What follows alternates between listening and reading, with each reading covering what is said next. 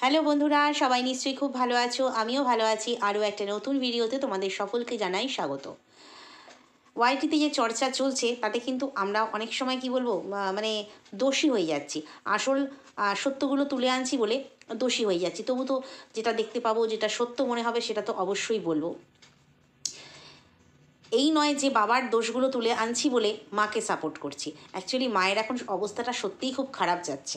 মানে এই বাচ্চার মায়ের কথা বলছি, সত্যিই খারাপ যাচ্ছে। কি আশায় ঘর ছেড়েছিল আর কি হলো।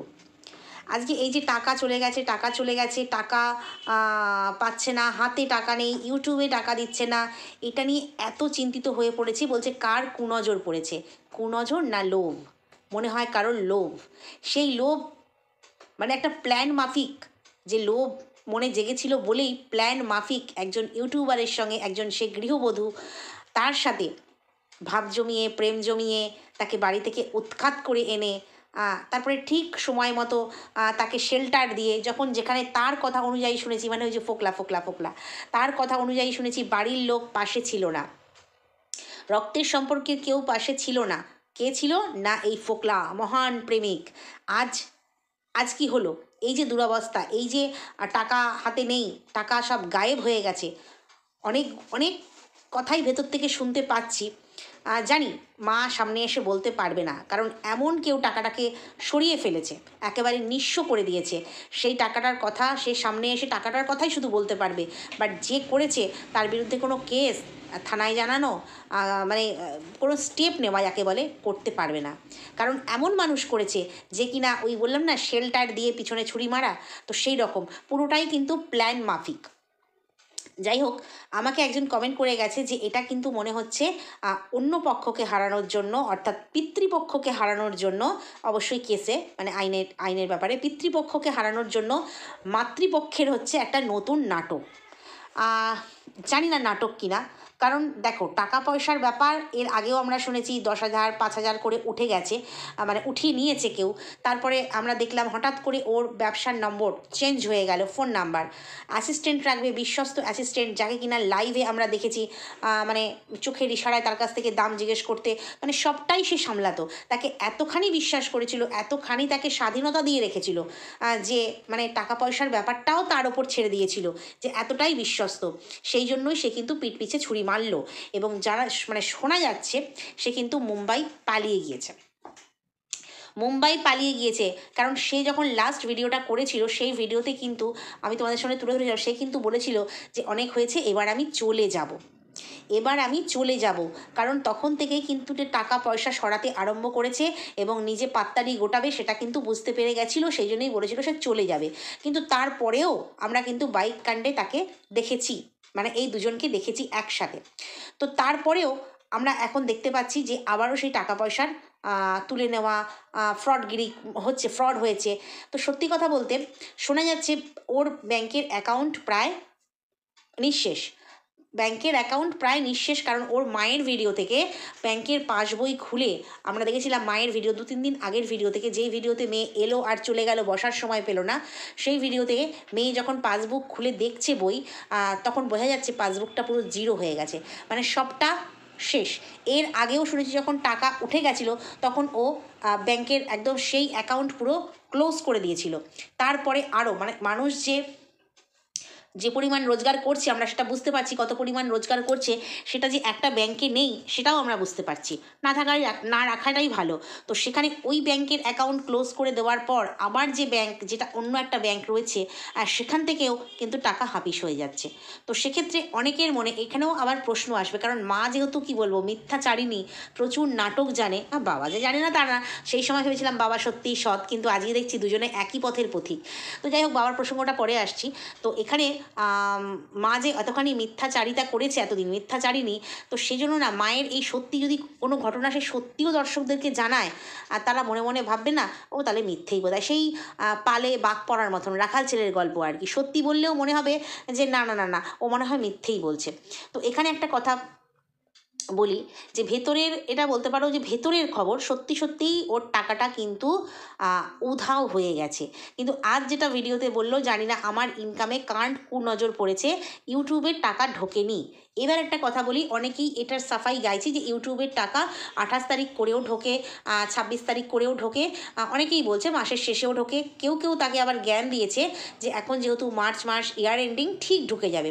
অ্যাকচুয়ালি টাকা যদি ঢোকার হয়, যে মাসে টাকা ঢোকার হয় সে মাসে কিন্তু 21 তারিখ কি 22 তারিখ রাত্রের দিকেই, বিশেষ করে রাত্রের দিকেই কিন্তু একটা মেল চলে আসে যে আপনার পেমেন্ট পাঠিয়ে দেওয়া হয়েছে। আমাদের গামলা নিশ্চয়ই ওইটুকু ইংরেজি পড়ে বুঝতে পারবে, তো সেক্ষেত্রে ও কি মেলটা পায়নি? মেলটা না পেয়ে ও কেন ব্যাংকে দৌড়াদৌড়ি করছে? সত্যি কথা বলতে ব্যাংকের লোক কিন্তু বলতে পারবে না যে ইউটিউবের টাকা কেন পড়লো না, সেটা কিন্তু ব্যাংকের লোকেরা বলতে পারবে না কেন পড়লো না। পড়লে সেটা আপডেট হয়ে যাবে। তো সেক্ষেত্রে মেল তো আগে আসবে, একটা তো ইমেল আগে আসবে যে আপনার টাকা 21 তারিখ কিংবা 22 তারিখে আসে, ম্যাক্সিমাম 21 তারিখে আসে, যে টাকা বিজনেস 5 ডেজ, মানে বিজনেস ডে, যে কদিন মানে ব্যাংক বন্ধ না থাকে সেরকম বিজনেস ডে এর মধ্যে 5 দিনের মধ্যে টাকা আপনার অ্যাকাউন্টে ঢুকে যাবে, আমরা এখান থেকে টাকা সেন্ড করে দিয়েছি, মানে ডলার আর কি, টাকা সেন্ড করে দিয়েছি। তো সেটা, সেই মেলটা কি ওর এসেছে? যদি ওই মেলটা ওর এসে থাকে, তারপরেও যদি ওর টাকা না ঢোকে, তাহলে কিন্তু সমস্যার ব্যাপার। সেটা ব্যাংকের সঙ্গে তখন যোগাযোগ করতে বলে। ব্যাংকে যদি 5 দিনে না ঢোকে, তখন কিন্তু ইউটিউবের সঙ্গে মেলে কথা বলা যায় বা চ্যাটিং করা যায়, সেটা ইউটিউবের সঙ্গে তখন কিন্তু ইউটিউব যোগাযোগ করতে বলে। তো এখানে প্রশ্ন হচ্ছে এইটা, মেল, যে ইউটিউব থেকে যে মেল এসছে সেটা কেউ চেক করেনি? মেল তো প্রত্যেক মাসে টাকা পাঠালেই, পেমেন্ট পাঠালেই কিন্তু মেল পাঠিয়ে দেয়। ইউটিউবেরা প্রত্যেকের ক্ষেত্রে করে, কোনো যে ছোটো ক্রিয়েটার বড় ক্রিয়েটার, এত টাকার অ্যামাউন্ট বেশি এত টাকার অ্যামাউন্ট কম, সেই হিসেবে কিন্তু করে না। পেমেন্ট পাঠালে তারা একটা নোটিশ জানিয়ে দেয় আর কি, মেলের মাধ্যমে। তো এবারে আসি, যদি মেল এসে থাকে এবং টাকা না ঢোকে, সেটা 5 দিন, মোটামুটি 21-22 তারিখ থেকে 5 দিন হিসেব করো, এবং তারপরে যদি ছুটির দিন পরে ব্যাংক বন্ধ, সেটা বাদ দাও। তো সেটা একটা হিসাব। তারপরে কি ইউটিউবের সঙ্গে কিন্তু যোগাযোগ করতে হয়। এবারে হচ্ছে যদি না মেল আসে, তো সেক্ষেত্রে টাকা ঢোকার কোনো প্রশ্নই নেই, কারণ তাহলে সেই মাসের পেমেন্ট আটকে দিয়েছে ইউটিউব আটকে দিয়েছে। এবারে বলি ওর কখন ইউটিউব এটা করে, কোনো ইয়ার এন্ডিং, ট্যাক্স, হ্যানা ত্যানা এইসব কিচ্ছু নয়, ঠিক আছে? অনেকে বলছে মার্চ মাস পড়েছে, ইয়ার এন্ডিং, হ্যান ত্যান, এইসব কিচ্ছু নয়। এর জন্য ইউটিউবে ক্রিয়েটারদের পেমেন্ট কোনো সময় আটকায় না, কারণ আমি আজকে 4 বছর ধরে কাজ করছি, সেজন্য জানি, অনেক পুরনো ক্রিয়েটাররাও জানে, সেটা নয়। কিন্তু কখন আটকায়? যখন পেমেন্ট মিনিমাম হয়। ধরো $100 হলে তখন তো আমাদের পেমেন্ট দেয়। ধরো সবে 101 কি $2 হয়েছে, তখন কিন্তু ওনারা জানিয়ে দেয় যে আপনার, মানে ওয়াইটি স্টুডিওতে এটা দেখা যায় যে এই পেমেন্টটা মিনিমাম আছে, আপনার নেক্সট মান্থে মানে পেমেন্টের সঙ্গে এটা অ্যাড হয়ে যাবে, নেক্সট মান্থে দেওয়া হবে, সেটাও কিন্তু জানিয়ে দেয় ইউটিউবের তরফ থেকে। কিন্তু কোথাও কোনো খামতি নেই, গলতি নেই। তো তাই হোক, সেটাই হচ্ছে কথা। তো সেখানে এর যা মানে ব্লগে ভিউজ হয়, ঠিক আছে, তারপরে promotional video, short video, promotional ভিডিওগুলোও তো ও শ্যুট করছে, আলাদা করে ওই ভিডিও দিচ্ছে, সবই তো ইউটিউবের পয়সায়, মানে পয়সা ডলার ঢুকছে, যেটাই দিচ্ছে ডলার ঢুকছে। তো সেক্ষেত্রে কিন্তু ওর মাসের শেষে মিনিমাম পেমেন্ট হওয়ার কথা নয়, ওর কিন্তু মোটামুটি $100 অনেক অনেক বেশি হওয়ার কথা। $100 তো মিনিমাম, $100 সামথিং হলেই টাকা দিয়ে দেয়।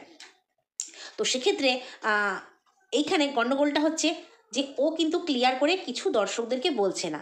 ওকে কি ইউটিউব টাকা পাঠায়নি, সেটা একটা আলাদা ব্যাপার, যে কেন পাঠায়নি সেটা ইউটিউবের কাছে ওর আলাদা ব্যাপার, সেখানে কাউকে দোষ দিয়ে কোনো লাভ নেই, এখানে কেউ ফ্রডগিরি করেনি, কি ফোকলা কি জিনিস আলাদা কথা। কেন ইউটিউবের সঙ্গে সেটা কথা বলতে হবে।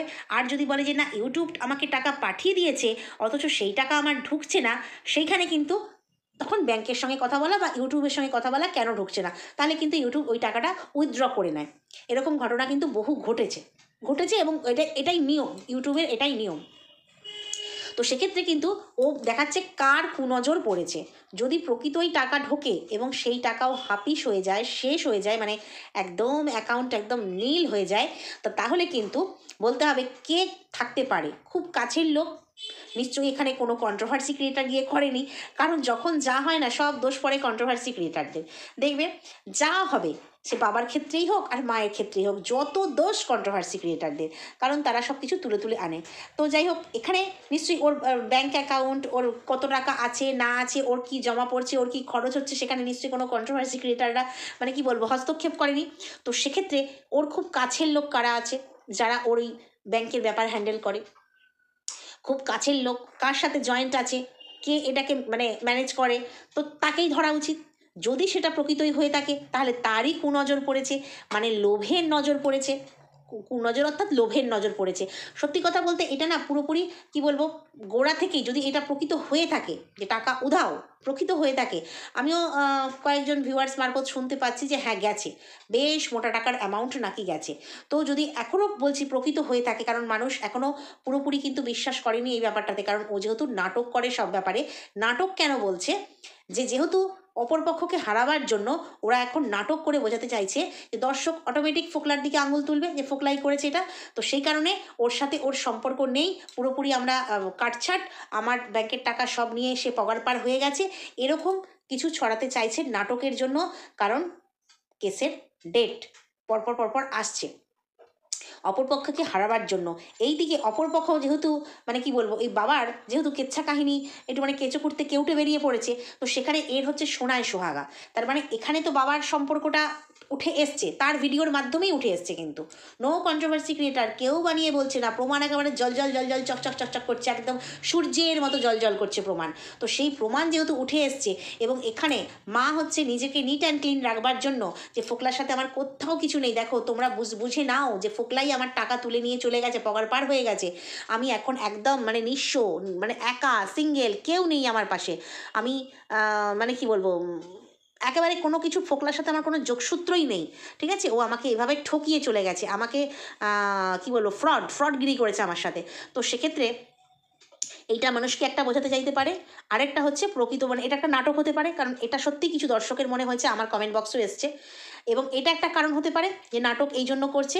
আর দ্বিতীয়ত হচ্ছে যদি সত্যিই টাকা ফ্রড হয়ে থাকে ওর সাথে, টাকা পুরো শেষ হয়ে গিয়ে থাকে, কারণ ওর কোনটা নাটক কোনটা কি বোঝা তো যায় না, কারণ কি বলবো, প্রথম ভিডিও করেছিল ছেলের জন্য এক ফোঁটা চোখের জল পড়েনি, সেটা নিয়ে যখন বলেছিল, ছেলের কথা বলেনি, চোখের জল তো অনেক দূরে থাক, ছেলের কথা বলেনি, তার পরবর্তীকালে ছেলের জন্মদিনে উইশ করেনি, তখন বলেছিল কমিউনিটি পোস্টে কোনো ইমোশন শেয়ার করা যায় না, ভালোবাসা থাকে বুকে, এগুলো সব মানে অনেক ডায়লগ আছে, কথা কাটবার জন্য ওর প্রচুর ডায়লগটা আছে।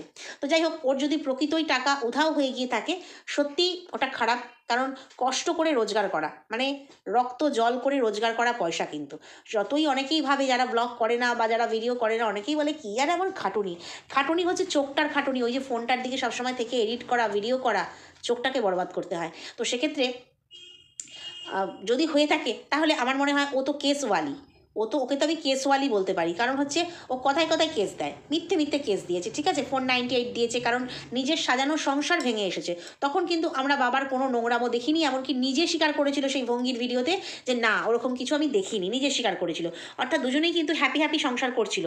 মাঝখানে কিন্তু এই মানে এই ফোকলা ঢুকে পড়ে মানে টাকার লোভেই তো ঢুকেছিল। তো সেক্ষেত্রে যদি প্রকৃত তোমার হয়ে থাকে টাকা উধাও, তাহলে কিন্তু এটা ফোকলাই করেছে, অন্য কেউ নয়। তো সেক্ষেত্রে এ তো কেসওয়ালি, এ তো পারে থানায় গিয়ে ফোকলার বিরুদ্ধে করতে, কিন্তু না, এতে কেস গুবলেট হয়ে যাবে, এতে উল্টো হয়ে যাবে, ঠিক আছে, প্রমাণ আরও সামনে চলে আসবে, সেই জন্য ওর বুক ফাটছে কিন্তু মুখ ফুটছে না, এটা হচ্ছে কথা। তো সেক্ষেত্রে ফোকলা যে বলেছিল আমি চলে যাব, এইগুলো তাহলে কি সঙ্গে করেই নিয়ে চলে গেছে, মানে টাকা পয়সা কামিয়ে নিয়ে নিজের বাড়ি ঘর দৌড় করে নিয়ে চলে গেছে? হ্যাঁ হ্যাঁ, চলে গেছে মানে কিন্তু একেবারে যাবে না, কারণ একে সে ছাড়বে না, কারণ এমন কিছু গচ্ছিত রয়েছে এর কাছে, যেটাকে সারা জীবনেও কিন্তু একে তিষ্ঠ হতে দেবে না, যাকে বলে একেবারে ধনে প্রাণে মারা, ধনে প্রাণে মেরে ফেলবে একেবারে, কারণ দেখতেই পাচ্ছ অলরেডি ধনে মারতে শুরু করে দিয়েছে, ধন বলতে অন্য কিছু, ধন সম্পত্তি টাকা পয়সায় মারতে শুরু করে দিয়েছে, যদি প্রকৃত ঘটনা সত্যি হয় তো। তো সেক্ষেত্রে ফোকলা কিন্তু ভবিষ্যতেও ওকে ছাড়বে না। অনেকে ভাবছে চলে গেছে মানে, যেহেতু কথা উঠেছে মুম্বাই চলে গেছে, তো চলে গেছে মানে যে একেবারে পুরোপুরি ওকে টাটা বাই বাই করে দিয়ে চলে গেছে তা নয়, কিছু পয়সা হাতিয়ে নিয়ে সরিয়ে নিয়ে চলে গেছে, কিছুদিন অ্যাশ মজ করুক, আবার সেই পাগলি পাগলি পাগলি পাগলি পাগলি বলে আবার ভুলিয়ে কিন্তু ওর কাছে আসতেই হবে। আর যখন এ অস্বীকার করবে, তখন বেশ কিছু জিনিস প্রমাণ রয়েছে যেটা নিয়ে সারা জীবন একে ভাঙিয়ে খাওয়া যাবে, এটাই হচ্ছে ব্যাপার।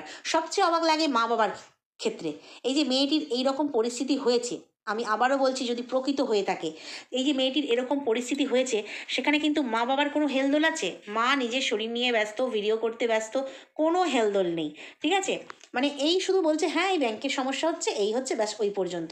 অ্যাকচুয়ালি হেলদোল থাকবে কী করে, যেখানে একমাত্র ছেলের বিয়েতে একমাত্র মেয়ে বাড়িতে নেই, প্রেজেন্ট নেই, তাকে বাড়ি থেকে তাড়িয়ে দেওয়া হয়েছিল, সেই সময় মা নাইটি পরে হাত তুলে নাচতে পারে, একটা সন্তানের বিয়েতে আরেকটা সন্তান কষ্টে কোথায় আছে তার ঠিক নেই, তো সেখানে নাচতে পারে, সেখানে যে মায়ের ওই মেয়ের ব্যাংকের টাকা গেছে তাতে মায়ের কোনো হেলদোল থাকবে সেটা কিন্তু কোনো ব্যাপার নয়।